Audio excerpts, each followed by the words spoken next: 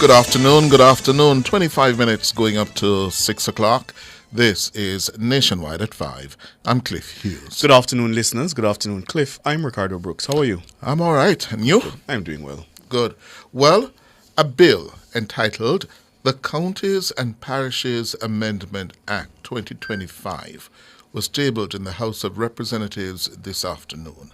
It seeks to modify the existing boundary of St. Catherine with a view to establish Portmore as the country's 15th parish. Now, that move has been condemned by the MP for South St. Catherine, Fitzjackson. He's reiterating his party's objection to the plan. In a statement earlier today, he charges that the move is part of the process of gerrymandering. And of course, listeners, gerrymandering is the manipulation of boundaries of an electoral constituency or division in order to favor one party or class. The communities of Brayton, Greater Portmore, and Hellshire are all part of the broader Portmore community and fall within the constituency of South St. Catherine. And South St. Catherine is represented in the Parliament by Mr. Fitzjackson. It is considered a safe PNP seat, with the party losing that seat only once since it was first contested in 1967. The constituency has 4 divisions: Greater Portmore North, Greater Portmore East, Brayton, and Hellshire. The proposed map for the new parish of Portmore, which Cabinet approved in March last year, does not include Hellshire. Fitzjackson believes the proposed boundary changes are not in the best interest of democracy and governance. He's saying the PNP will not accept the changes. Mr. Jackson also says the party is prepared to fight in the courts and protest in the streets. He joins us now, as well as MP for South Central St. Catherine, Dr. Andrew Wheatley.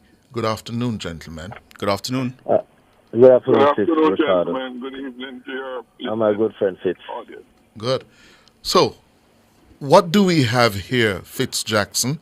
A political battle looming in the courts and in the streets because you feel you're under attack in South St. Catherine. This is an attempt by the governing Jamaica Labour Party to fix the boundaries so they can beat you. Is that so?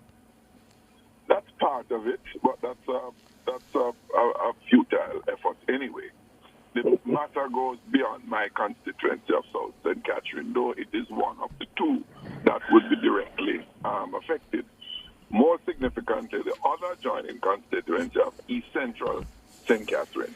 There are 3 constituencies altogether in the Portmore area, the third of which would be Southeast St. Catherine. But in terms of the boundary proposals, it would be essentially 2 constituencies, that of South that I represent and East Central currently represented by Mr. Derelong. Mm-hmm. Dr. Wheatley? Yes, Cliff. Your reaction to my suggestion that Mr. Jackson says that's part of the story. What's your take on it? You know, I want to be honest with you, Cliff, and listeners, that Mr. Jackson's move is totally politically motivated. In fact, you said earlier that the community of Hellshire would be excluded from the parish of South. The parish of Portmore and the constituency of South St. Catherine. On the contrary, because the boundary of this new parish, Jamaica's 15th parish, Portmore, extends further out to sea, covering the Pigeon Islands and the Goat Islands. And so Hellshire and its environs, going as far as to Old Harbour, South Old Harbour, Old Harbour Bay, will be a part of the new parish of Portmore. Now, as it relates to political advantage... Hold on. Let us try and get the geography correct, yes? Mm-hmm. You're saying the proposed map for the new parish does include Hellshire or the Hellshire Hills? It does include Hellshire Hills.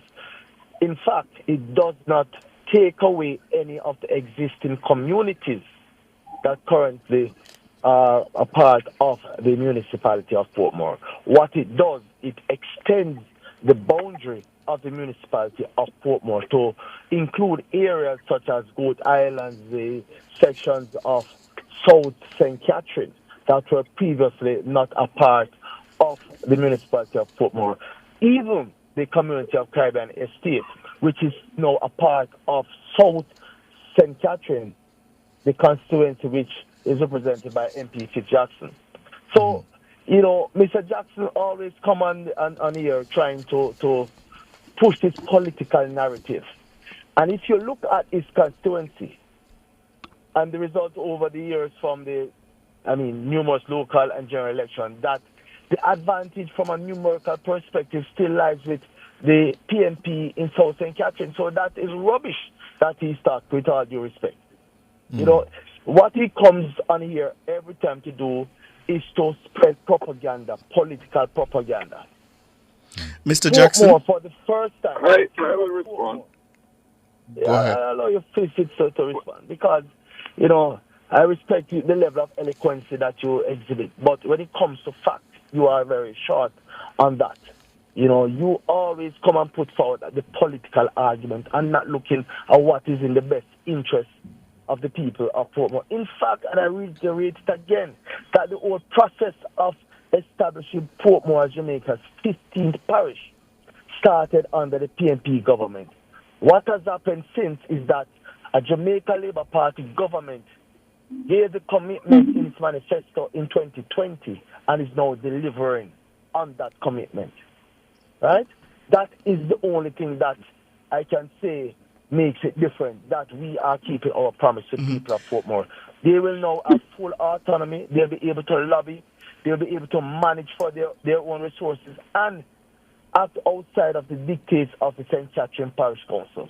The councillors who are now part of the municipality of Portmore must attend meetings in Portmore in order for them to be compensated, because they are first sworn in as councillors of the Municipal Corporation of St. Catherine. Mr. Jackson, I want to get you on that point because you say it is an attack on democracy. Dr. Wheatley makes a let me ask you a question. Dr. Wheatley makes a valid point that the Jamaica Labour Party promised in its manifesto that they would do this. The people of Jamaica voted them into office, and one could say gave them a mandate specifically in relation to Portmore, considering the outcome of the election and the members of parliament elected from that area. Why then do you continue to say it's an attack on democracy if they are simply fulfilling a promise made to the people of Jamaica that conceivably the people accepted when they voted them in? You know, that's a very... Look, man, let us be frank. They won the election in 2020. Nowhere on the ballot or in any document was the conversion of Portmore to a 15 parish. Except in the election manifesto they offered. Yes, but he said that there would be, I think, on the CCJ, a whole lot of things that the Prime Minister promised during the election that has not been delivered. No, but that does not discount the fact that a promise was made about this specific thing, put to the people, and the people seemingly accepted it. Fine, let me take your point that a promise was made. Yes. Even if a promise was made and they're elected, there are certain due processes that ought to be pursued in implementing that promise. What we have been saying from day one and will continue to repeat, the municipality in its current form came about out of deep and wide consultation with the people of Portmore, and they pronounced on what they want. The proposal by the JLP to create a 15 parish has been void of any widespread consultation and decision-making by the residents of Portmore, the business operators in Portmore. That's not an opinion. That's a matter of fact. So even if they wish to pursue a 15 parish, there is a process, and hence we make the claim of the destruction of democracy, where the people's voice must be central to whatever decision that you consider to pursue as a government. Before the break, Fitz Jackson, we were on this matter of consultation. Your point is that they have not done enough consultation, the Jamaica Labour Party government. And I made the point to you that it was in a manifesto put to the people. And I suppose my next question is, what greater consultation is there than in a general election? Yes, and if you go about election and results, the last local government election, which spoke directly to a local government issue. Look at the results. The across the board election for the mayor of Spanish Town, the PNP won by the largest margin. And that was one of the things we campaigned about too. If we want to talk about election manifesto and operate, that's the most recent we have. Mm-hmm. But I go beyond that. What is being proposed will reconfigure not only parish boundaries, but political boundaries. We know what the history of this country has been when it comes to setting political boundaries, constituency boundaries. It has led to over 800 lives lost going into the 1980 election. The wisdom of both the JLP and the PNP prevailed that brought that whole scenario to an end 45 years ago. And how did that come about? By both sides agreeing that no incumbent government should unilaterally use their parliamentary majority to establish how elections are conducted and what those constituency political boundaries are. That is what has brought us to where we are now. And we have an institution, the Electoral Advisory Commission, which has achieved worldwide recognition and applaud for what it has achieved in bringing about political electoral stability in Jamaica. So we had agreed as a country and continue to agree that wherever constituency boundaries are going to be affected by any changes, it must be done there, not in the parliament when either party has a majority. Otherwise, we'll be returning from where we came. What this government has sought to do, because they have the intention of manipulating the boundary. Well, let us hear Dr. Wheatley's response. Hold on, Fitzjackson. I think you've made the point. That Dr. Wheatley, is a strong point. We have taken boundaries of constituencies out of the hands of the governing party. How do you respond to that? All right, thank you very much, Cliff. Having listened to Cliff, to Fitz, to take note as to the errors and the misrepresentation. So let me just address them one at a time. Now, as it relates to establishing Portmore as Jamaica's 15th parish, this is the first time. It's a very historical moment because the last time we established parishes in Jamaica was in 1867, right? Pre-independence. So the first time we are directing our own affairs as it relates to establishing parishes in our country. Now, Fitz spoke about consultation. He was a part of the Joint Select Committee that deliberated on this matter. We had extensive consultation. We opened and extended the dates for inputs from civil society, regular citizens of Jamaica, the ministries, the different agencies of state, participating and coming with their recommendations and suggestions. We had meetings. We went as far as utilizing the GIS and other form of communication to even go through the communities of Portmore with town criers to invite persons to participate. So we did that. And did you secure that participation? Because I hear Fitzjackson to be saying, I think he said 23 people, 28 people turned up at your meeting. So was it as extensive as you're laying out?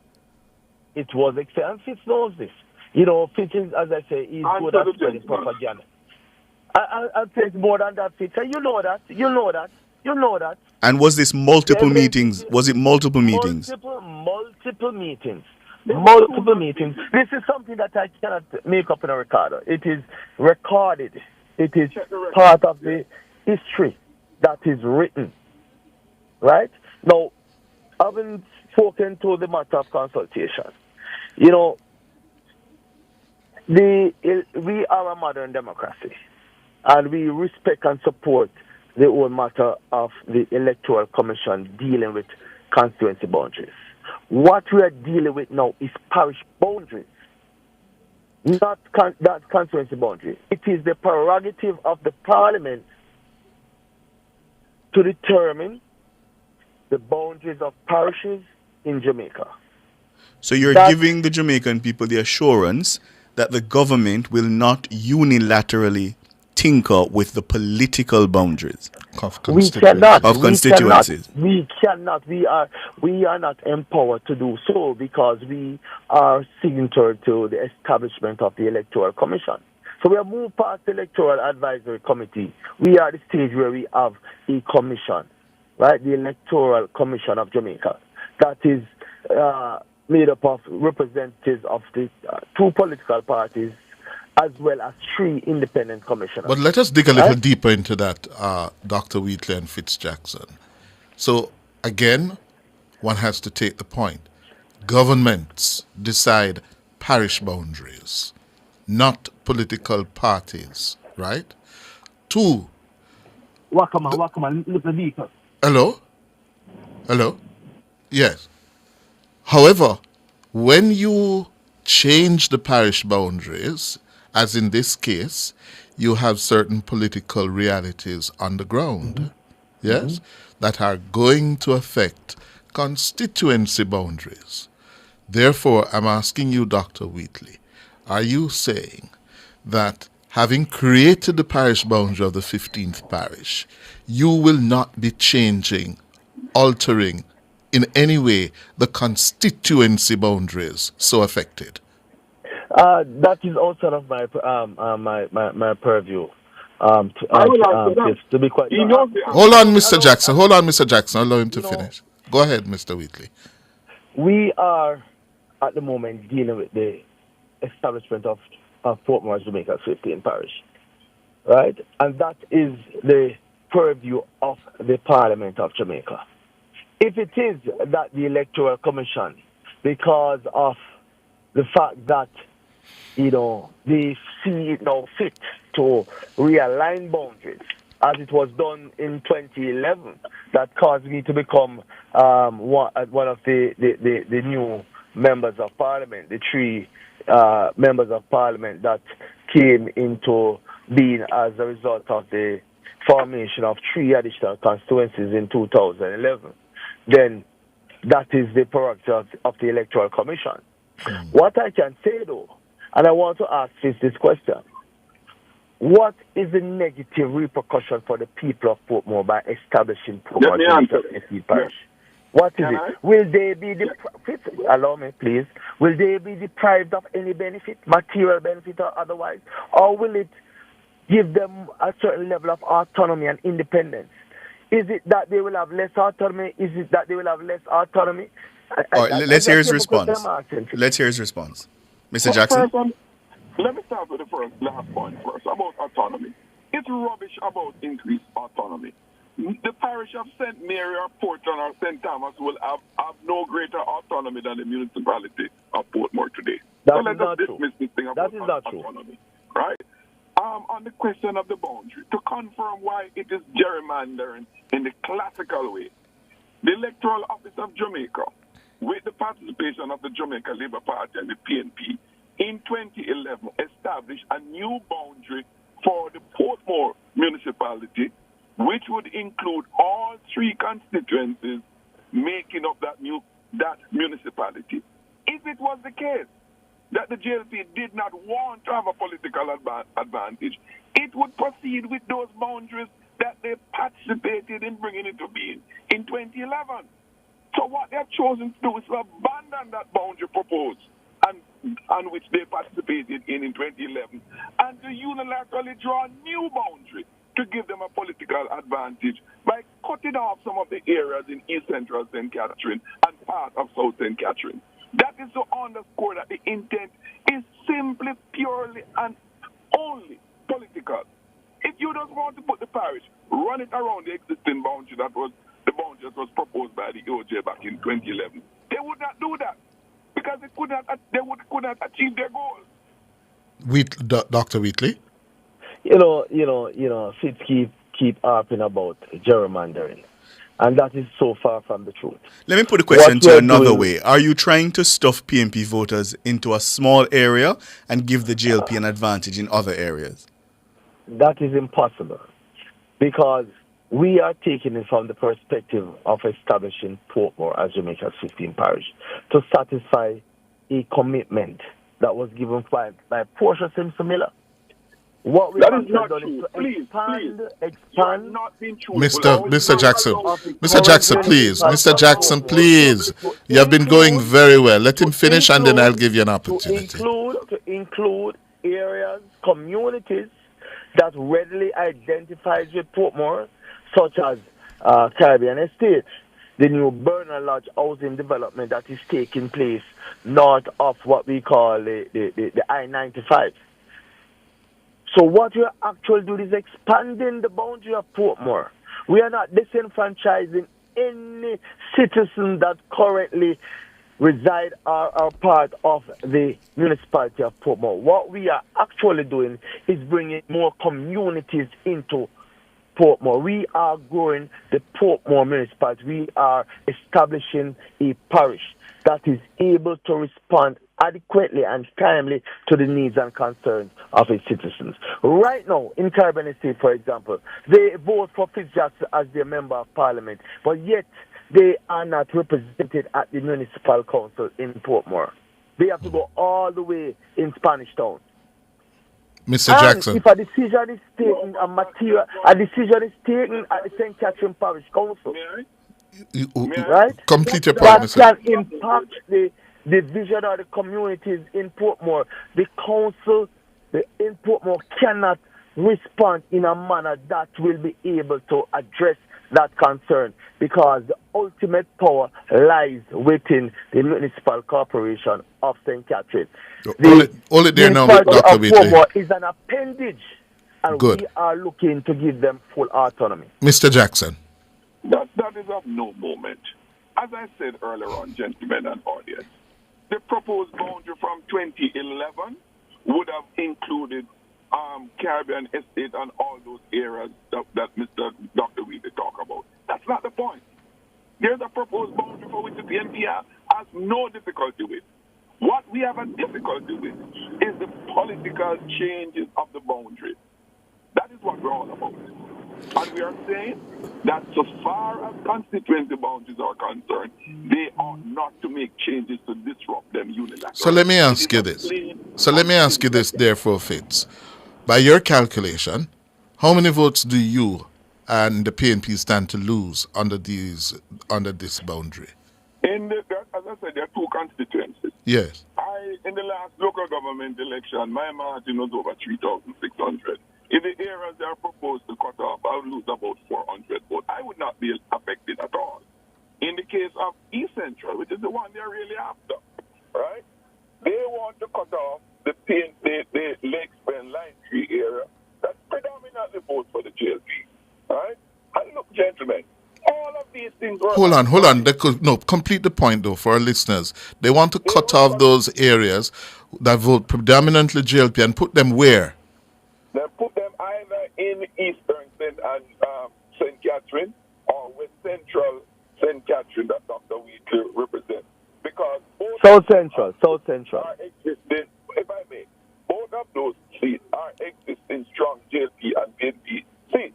So it wouldn't change the balance at all. But what it will do for them is to make East Central St. Catherine far more a safe seat for the Jamaica Labour Party. That is the political goal. So the PNP would lose more from East Central St. Catherine. Indeed. What you say to that, Dr. Wheatley? Again. Hold on, Doctor. Hold on, Fitz. Mr. Wheatley, Dr. Wheatley. Apart from the political side of it, it's also a bigger issue. Two things. One. No, we heard those before. We heard those. I want to come down to the nitty gritty, the politics, because that is where it is at. The people of Portmore never want to cut off from St. Catherine. May I? Just a moment, Dr. Wheatley. Just a moment. Go ahead, Fitz. The people of Portmore never said they want it not to be a part of St. Catherine anymore. Much the same way like you have Kingston and St. Andrews, one municipality for two parishes. We have in St. Catherine two municipalities in one parish. All right. Dr. Wheatley, you have the last word. Fitz, I thought you were a good representative of the people. When last have you spoken to the residents of Caribbean Estate as relates to the relationship with St. Catherine and Portmore. I speak to That you is every day. something. Well, please allow me, please allow me. That You is asked me a something I question. would advise you, even though you are on the other side, to actually listen to the constituents, especially persons living in the Caribbean estate. Secondly, Fitz, I'm glad that you are talking about the numbers, because I did not even give that any thought about the majority that you have, or where those persons are going. My only concern is the fact that we give a commitment and we are standing by that commitment. And as a matter of fact, the recent performance of the Jamaica Labour Party candidates in East Central St. Catherine negates the argument that you're putting forward. In fact, Orlando Terrelang is the longest serving member of Parliament for East Central. He is going into his third term now when we call the next general election. For the first time, the Jamaica Labour Party won the South Division, even though by a small number. We won the South Division for the first time in the that is nothing to talk about. St. Catherine. So the constituency is already projecting in the direction of Jamaica Labour Party. The quality of representation by the two councillors, the quality of representation by Orlando Terrelang, we have no fear. So what you're talking about is just pure rubbish, just to oppose it. Just to oppose. And Gentlemen, that's where we have to leave it. Where your argument don't merit. I have a final one. I have a final one for Fitz Jackson. Fitz, you've threatened that you may take this to court. What exactly would you be challenging? The power of the Parliament to declare new parishes? Well, I'll tell you, we are confident that we'll be successful. That is rubbish, Fitz, because it is the... No, hold on, Dr. Wheatley. Let me just hear that, Fitz. What exactly are you challenging? We are very confident that we'll be successful before the court. There are many legal issues that would be in breach as is proposed in the bill. Can you highlight one? Yes, can I hear at least one of them, Fitz Jackson? When the People's National Party forms the next government, if they should proceed and legislate this with their majority, we will repeal that legislation. We'll revert to where we were. No, but that's a different thing from the challenge in court. I'm trying to understand the legal basis for the threat to go to court. No. That will be submitted. I've been asked by my lawyers not to make those disclosures. I see. Okay. We're out of time, gents. Fifth, you have been talking about it for some time now, so I thought you'd be more than prepared to go to the court. We're out of time. Remember now, Dr. Wheatley, we are out of time. Thank you for your time. Dr. Andrew Wheatley is a member of Parliament for South Central St. Catherine. Fitz Jackson represents Southern St. Catherine. Thank you, gentlemen. Thank you.